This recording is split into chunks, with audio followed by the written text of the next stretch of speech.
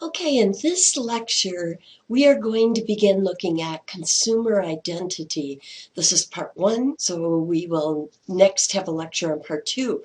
Now, in this part, we're going to look at gender and age and a number of other subcultures, beginning with gender.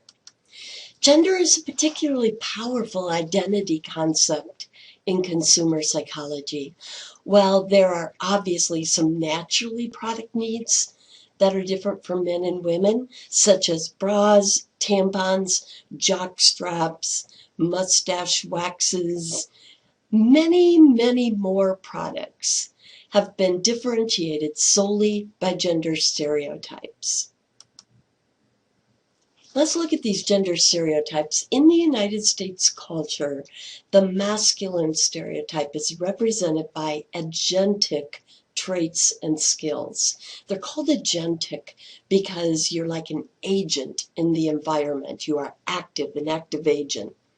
The feminine stereotype is characterized by communal traits and skills. Okay.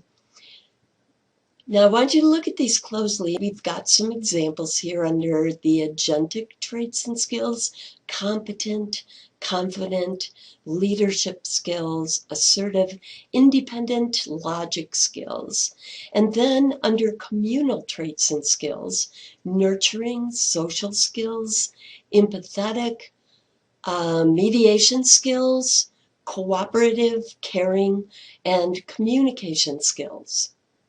You would be hard-pressed, right, to think of a single job that wouldn't benefit by both sets of skills. So how are gender stereotypes learned? This process by which gender stereotypes are learned is called socialization. And we are going to look at the strongest theory of socialization, which is Albert Bandura's social learning theory. So Albert Bandura really emphasizes the family, schools, in particular teachers, religion, and the media as the most powerful agents of social role socialization. And we're going to start here with families and family socialization of toys. Toys are tools that are necessary to learn certain roles.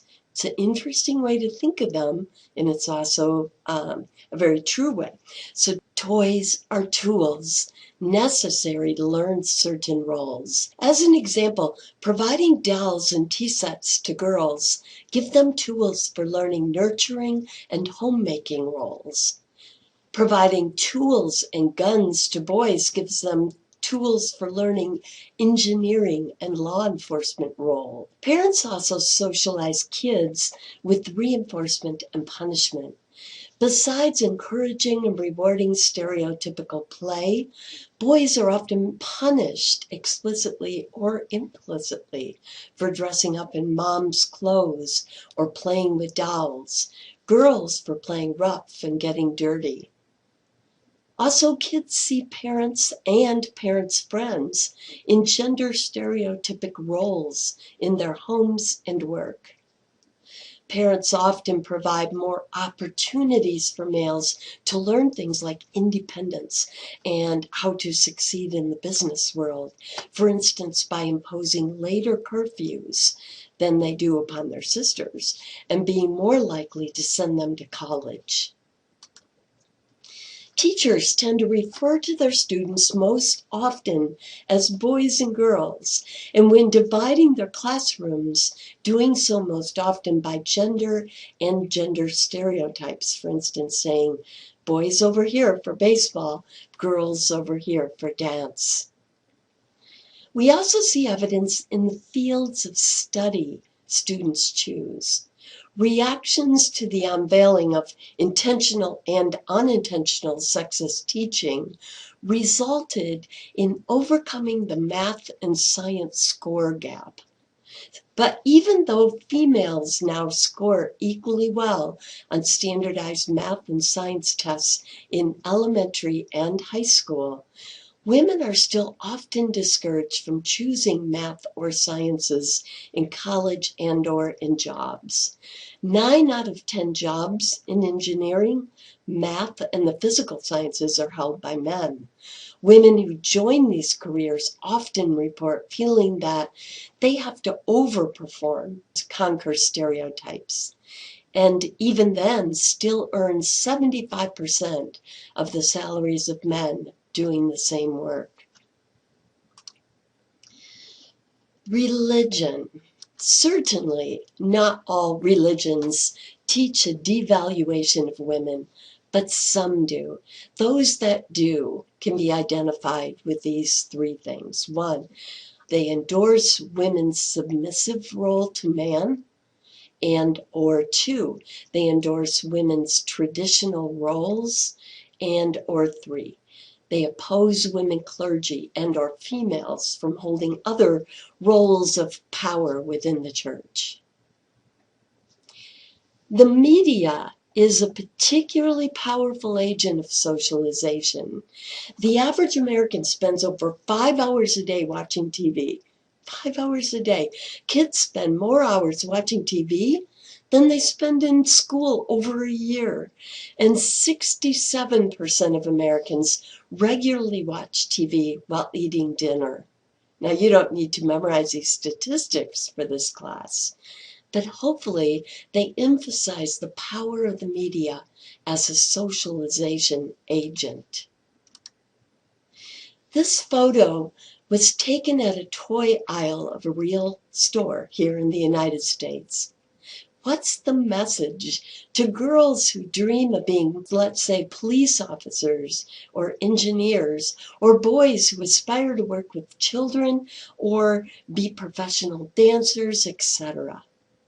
Many marketers claim that they are simply reflecting society with the socialization of toys rather than teaching it. However, it works both ways for all socialization agents: parents, teachers, religion, and the media. They both reflect and teach at the same time. And the media plays an especially important role in maintaining these stereotypes over time. Male characters in the media tend to be portrayed as powerful, independent, intelligent, and courageous, right? Female characters tend to be portrayed as young, attractive, and sexually available. This is really interesting. Once you read this, you might be thinking, what? And that's all it takes for you to start scrutinizing these roles and seeing how obvious the difference is. So note how even married women characters, like, say, the wife character in the show The Good Wife, are often flirting or considering an affair or even engaging in one compared to men. We even see socialization in commercials. The next time you watch commercials, note how often men are portrayed as product experts. For instance, male models showing someone how to use a product, or a male voiceover giving instructions, while more women are often portrayed as product users. Let's look at a couple of really interesting studies in this regard. In the music video character study, independent blind coders coded music video characters, and it was found that men are significantly more likely to be portrayed as sexually aggressive, women as sexually attractive, passive, and irrational. What do we mean by independent blind raters? Independent means that raters worked independently of each other. They coded the characters alone and still showed an impressive rate of agreement amongst themselves. Blind means that they were not privy to the fact that differences were predicted ahead of time based on gender, so they were blind to that fact. Another really cool study here is called the Facism study that Archer held. And in the Facism study, blind independent coders coded ad photos by the body focus of the images in the ads. And they found that men's photos most often focused on heads and the face, and women's on the full body. Men's more often focused on heads and face, women's more often on the full body. See these examples of a cologne and perfume ad on this slide. This sends the message that men are valued more for brain qualities and women more for their bodies, right?